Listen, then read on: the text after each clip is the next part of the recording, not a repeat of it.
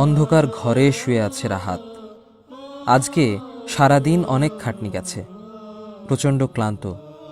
কখন যে বিছানায় শুয়ে থাকতে থাকতে ঘুমিয়ে গেছে টেরও পায়নি। এখন ঘুম থেকে উঠতে ইচ্ছা করছে না।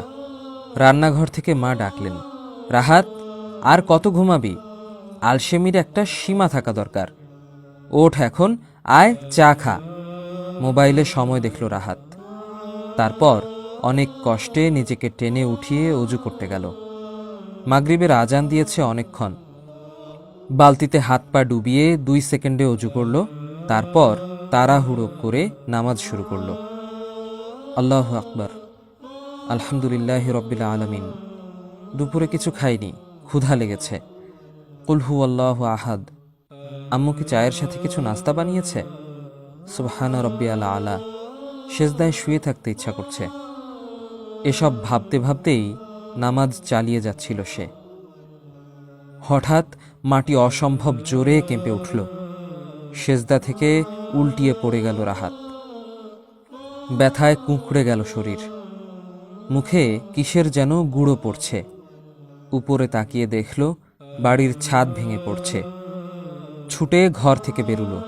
বেরিয়ে যা দেখল তাতে ওর চোখ প্রায় কপালে উঠে যাওয়ার অবস্থা।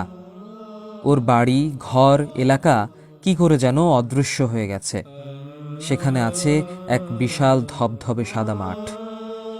সেই মাঠে দাঁড়িয়ে আছে পিঁপড়ার মতো পিলপিল করা মানুষ। যদিও নিজের চোখে দেখতে হবে ভাবেনি, এসব দৃশ্যের বর্ণনা ও বইয়ে পড়েছে, তাই ব্যাপারটা বুঝতে ওর দেরি হলো না। সে চোখের সামনে কেয়ামত দেখতে পাচ্ছে। বুকটা ধক করে উঠল। এখনই কি আমার হিসাব হবে? এত তাড়াতাড়ি? কিছুই তো করার সময় পেলাম না। কত ভুল করেছি যেগুলোর ক্ষমা চাওয়া হয়নি।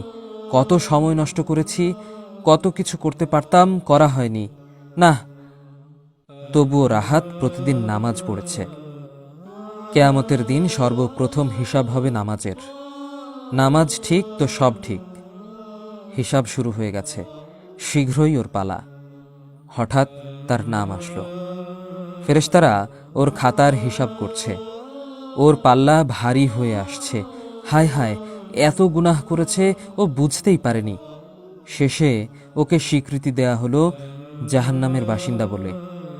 2 জন ফেরেশতা ওর কপালের চুল ধরে টেনে নিয়ে যাচ্ছে। সবাই তাকিয়ে আছে ওর দিকে। এক অবিশ্বাস্য ভয়ঙ্কর আগুনের দিকে ওকে নিয়ে যাওয়া হচ্ছে। এই আমার পরিণতি? এ কি করে সম্ভব? আমি তো নামাজ পড়েছি। আমার নামাজ আমাকে বাঁচাচ্ছে না কেন? আমি যে এত নামাজ পড়েছি, সব বৃথা।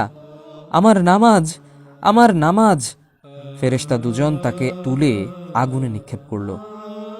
ওর বুক ফেটে বের হলো অমানবিক আর্তনাদ, না! জাহান্নামের আগুনের দিকে পড়তে লাগলো রাহাত। হঠাৎ কে যেন ওর হাত ধরে ফেলল, টান দিয়ে উপরে উঠালো তাকে।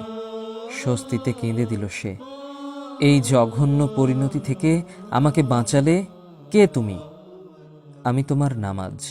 হঠাৎ রাগ হলো রাহাতের। এত দেরি হলো কেন তোমার? আমি তো প্রায় জাহান্নামে পড়েই গিয়েছিলাম। নামাজ জবাবে বলল, তুমি দেরি করতে না নামাজ পড়তে? শেষ সময় পার হবার বিন্দুমাত্র আগে। তাই আমারও দেরি হয়েছে তোমাকে বাঁচাতে, জাহান্নামে পড়ার বিন্দুমাত্র আগে। চোখ খুলল রাহাত। চোখে সবুজ দেখছে। বুঝতে একটু সময় লাগলো যে এটা ওর জায়নামাজের অংশ। সেজদা থেকে মাথা উঠালো সে। আমি বেঁচে আছি। আল্লাহু আকবার, আল্লাহু আকবার। এশার আজান দিচ্ছে। ক্ষুধা টুধা ভুলে মসজিদের দিকে দৌড় দিল রাহাত। এরপর আর কোনোদিন নামাজে দাঁড়াতে ওর দেরি করার চিন্তাও করবে না সে, এই প্রতিজ্ঞা করল মনে মনে। অতএব দুর্ভোগ সেসব নামাজের যারা তাদের নামাজের ব্যাপারে অমনোযোগী। সূরা মাউন, আয়াত 4 থেকে 5। আমাদের ভিডিওগুলো ভালো লাগলে আমাদের ইসলামিক স্টোরি, ইসলামিক গল্প পেজ লাইক দিতে পারেন এবং আমাদের YouTube channel Islamic story subscribe করতে পারেন।